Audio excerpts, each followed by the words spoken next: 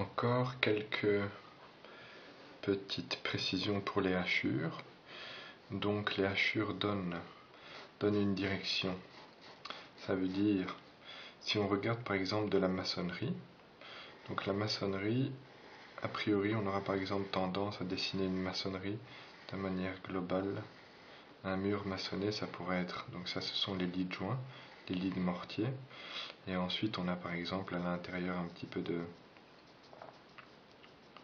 de matière, mais en fait chaque hachure peut déjà dans une composition générale signifier quelque chose. Un arbre peut-être, vu que ça pousse vers le haut, donc la ligne serait peut-être celle qui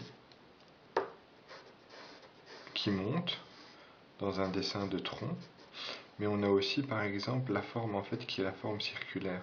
Donc on pourrait retrouver aussi pour un cylindre, vu que c'est un petit peu un cylindre, une hachure qui soit un petit peu plus dans cette géométrie-là. Ce qui est important, c'est que quand vous observez les différents objets que vous allez dessiner, vous essayez de voir quelle est la nature de l'objet et de retranscrire donc la direction à travers les hachures.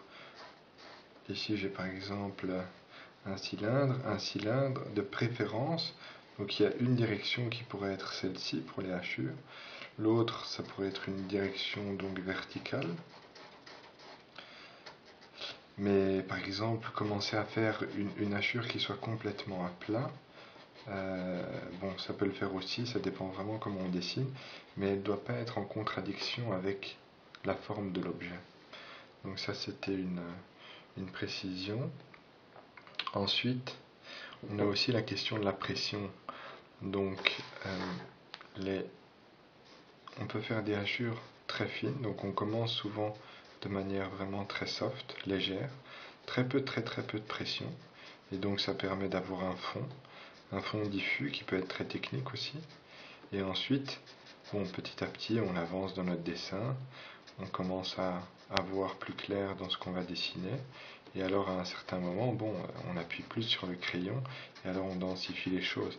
Mais surtout, travailler du clair vers l'obscur, parce que évidemment quand vous avez tout dessiné et vous avez déjà fort appuyé sur sur tous les rendus et que tout est déjà très foncé, alors la gomme ça va saloper le dessin et ensuite c'est très dur de rattraper, alors que on peut toujours travailler ici par couches supplémentaires pour avoir un clair qui va en fait s'obscurcir au fur et à mesure de l'avancement de votre dessin.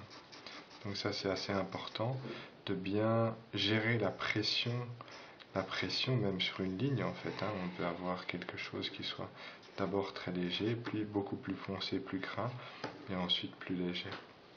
Et alors une dernière chose, quand vous avez en fait des arêtes, donc on veut par exemple faire une baie de fenêtre, une meurtrière par exemple, et alors j'ai ma baie de fenêtre ici, et je voudrais avoir des détails par exemple qui soient assez... Donc j'essaie déjà d'abord de m'arrêter correctement, ça c'est une chose, mais on peut très bien aussi travailler avec une autre technique, c'est-à-dire que je viens, par exemple pour ce côté-ci, je prends une feuille de papier, et alors sur cette feuille de papier, je dessine en fait ma hachure. Et après j'enlève ma feuille de papier. Voilà, et donc là évidemment on a une arête, elle est vraiment très bien, et je n'ai même pas besoin de dessiner cette ligne, parce qu'a priori si je faisais ça, je dessine plus de contours, donc j'utilise cette technique directement pour faire la ligne de contour, évidemment il faut faire.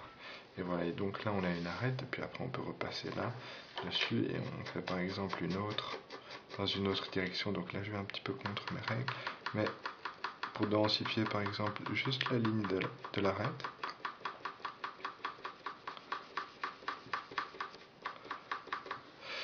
Et donc voilà, on peut avoir des petits dégradés comme ça, et surtout cette ligne-là, qui est une belle ligne bien droite et qui n'a pas du tout été dessinée.